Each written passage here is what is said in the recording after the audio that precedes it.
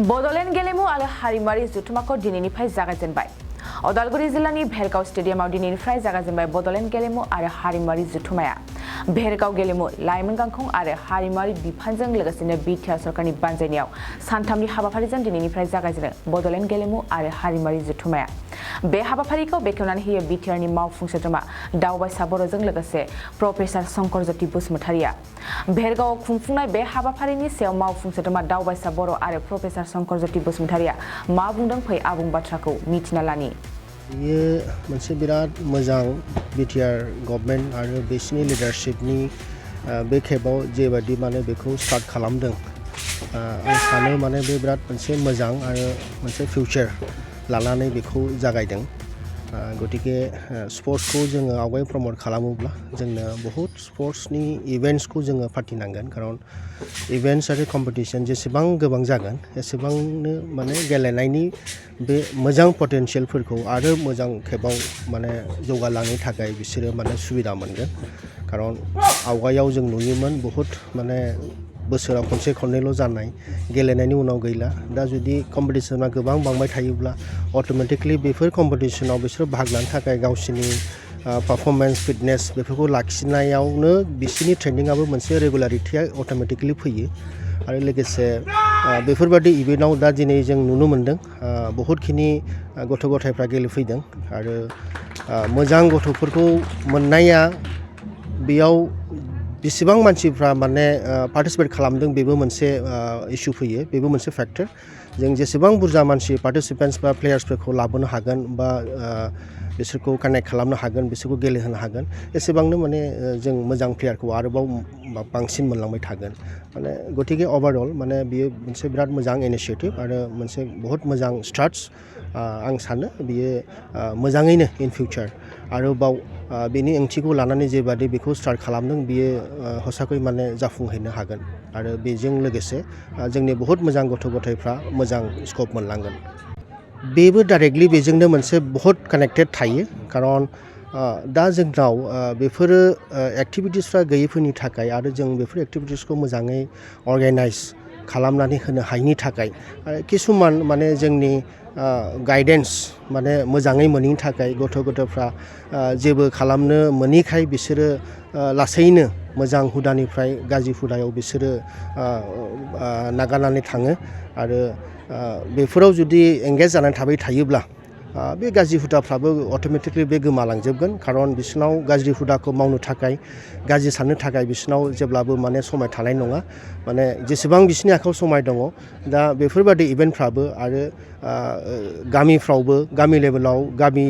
न'खर लेभेलावबो जुदि सबबो मोनसे गावनि नेक्स्ट जेनेरेसननि थाखाय मोजां बेफोरबादि एनभायरनमेन्ट लाबोनानै होफैनो हायो होनबा बिसोरनि गुथै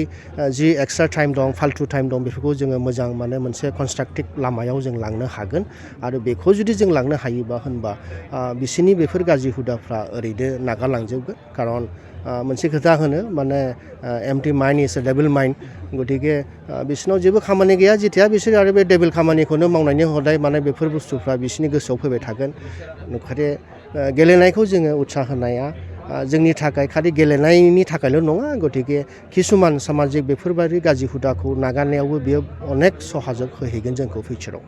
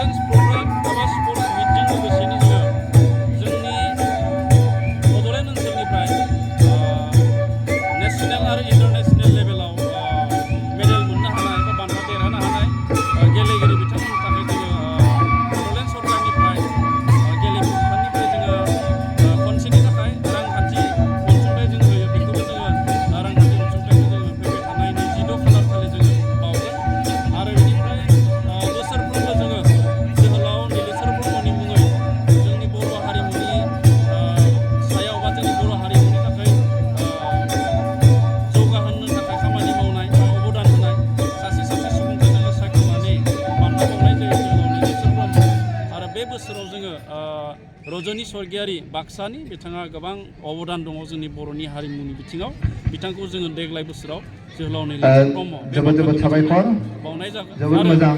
मोसानाय दिन्थिबाय बिथांमोनखौ एबारनि थाखाय नैबे जौसांनि सेराव जिरायनो खावलायबाय गंसे जिल्लायाव साब्रै बिथांमोन बयखौबो आगुनि जौसांनि सेराव जिरायफैनांगौ जायफ्रा खावलायबाय गोबां गेलेबाय गोबां बान्था मोनबाय বৰ ধন্যবাদ জ্ঞাপন কৰিছো বৰাইनो थाखाय जों हाबाफारि এতিয়া আমি নৃত্য পৰিৱেশন কৰিবৰ কাৰণে অনুৰোধ জনাব বিচাৰিছো पार्टिसिपेन्टफोरनि थाखाय जोङो मोनफ्रोमबो इभेन्टआव जोङो साथामहै जोङो बान्था सायख'गोन आरो बेवहाय जोङो मेडेलजों लोगोसे जोंनि गभर्नमेन्टनिफ्राय सार्टिफिकेट होगोन आरो आं दिनै फोसावनानै गोजोननाय मोनगोन बे नैबे बड'लेण्ड स्पर्ट्स मिटनि गेजेरजों जायफ्रा गेलेनानै सेथि नैथि आरो थामथि बान्था मोनबाय जाय गार' कृष्टि आफाद बादायलायनाय होगोन कालाइगाव बान्था मोनगिरि তেওঁলোকক আমি মঞ্চত उनाव जाहाथे নৃত্য बिथांमोना পৰিৱেশন কৰিবৰ কাৰণে অনুৰোধ জনাইছো एबा नेशनेल আৰু इन्टारनेशनेल लेभेलाव गेलेहैनो हाबावो আমাৰ बेनि थाखाय जोङो बड'लेण्ड सरकारनिफ्राय সকলো সদায় ব্যক্তিক बिथांमोनखौ এই মঞ্চৰ আসন গ্ৰহণ কৰিবৰ কাৰণে रांखान्थि अनसुंथाइ অনুৰোধ জনোৱা হ'ল गेलेनायखौ आरोबाव जौगाहोनो थाखाय जों थांखि लानो नागिरदों তাৰপিছতে थांनाय समाव ISPL আজিৰ सन्तोष ट्रफी आई लीग आरो लोगोसेनि Seminar and workshop on traditional culture for tribal people of Bottoland जोंनि गेलेनायनि এই কাৰ্যসূচীৰ हाबाफारि बेयाव गोबां रायजो राजानि मददथि दङ आरो आङो नैबे मुख्य अतिथि मददथि सार तेखेतक मिजिंथिदों आरो दासिम मददथि होगासिनो दङ बक्तव्य राखिবৰ কাৰণে মই অনুৰোধ জনাম सुबुं सम्पद जौगानायनि मोनसे गिदिर गार' कृष्टि आफादक नृत्য পৰিৱেশন কৰিবৰ কাৰণে অনুৰোধ জনাইছো गेलेनायनि गोबां स्कप आरो তাৰ আগতে खाबुफोरा दङ नाथाय जों मात्र जोंनि মই इनफ्रास्ट्राक्चार এই আজিৰ যি চলি থকা কাৰ্যসূচী थासारिजों তিনিদিনীয়া কাৰ্যসূচী नाथाय बेखौ जोङो এই তিনিদিনীয়া কাৰ্যসূচীখন आरो बे हिसाबै जोङो আমাক सानदों रायजो राजाफ्रा যি কালচাৰেল প্ৰগ্ৰাম এই কালচাৰেल প্ৰগ্ৰামক আমাক সম্পূৰ্ণ তিনিদিনৰ गोजोनथाव खौरां बङाइगाव मेरिडियान किया मटर श'रुमा नोंथांनो लाबोदों गोदान अफार मेरिडियान किया मटर श'रुमाव नोंथाङा खम बेसेनावनो किया कम्पानिनि गुबुन गुबुन मडेलनि गोदान गारिखौ लानो हागोन बेनि अनगायैबो मिथिनो गोनां बाथ्राया बेनोदि किया कम्पानिनि 2022 मडेलनि गारिखौ गासै 40,000 रां रेहायाव मोननो हागोन